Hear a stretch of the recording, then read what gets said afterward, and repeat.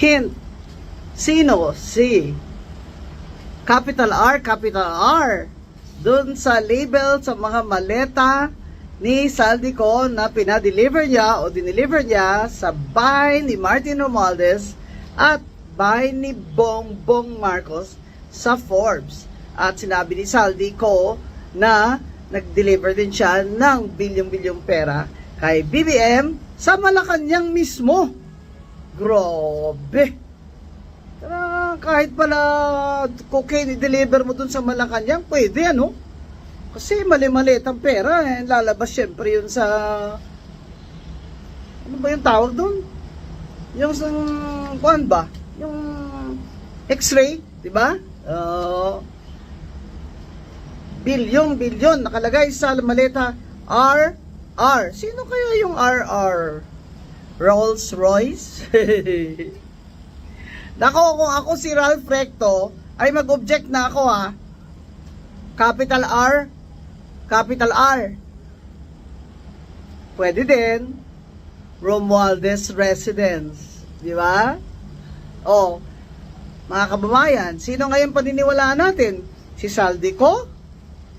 Na isang fugitive from, sabi niya, injustice?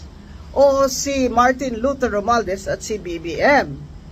Ngayon, si BBM nakakita na ng fall guy at pinagpa-resign na si former Chief Justice Bersamin na kanyang dating Executive Secretary.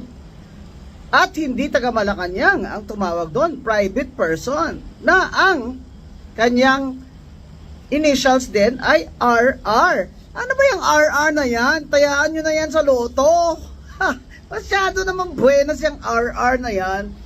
Huwag siyang Hint. Sino? Si capital R dun sa label sa mga maleta ni Saldico na pinadeliver niya o dineliver niya sa bahay ni Martin Romualdez at bahay ni Bongbong Marcos sa Forbes. At sinabi ni Saldico na nag-deliver din siya ng bilyong-bilyong pera kay BBM sa Malacanang mismo. Grabe! Kahit pala cocaine i-deliver mo dun sa Malacanang, pwede ano? Kasi mali-maliit ang pera, lalabas syempre yun sa, ano ba yung tawag dun? Yung sa, kuan ba? Yung x-ray, di ba? Bilyon nakalagay sa maleta RR. Sino kaya yung RR? Rolls Royce? Nako, kung ako si Ralph Recto, ay mag-object na ako ha. Capital R. Pwede din. Romualdez Residence. Di ba? O, mga kababayan, sino ngayon paniniwalaan natin? Si Saldico? Na isang fugitive from, sabi niya, injustice? O si Martin Luther Romualdez at si BBM?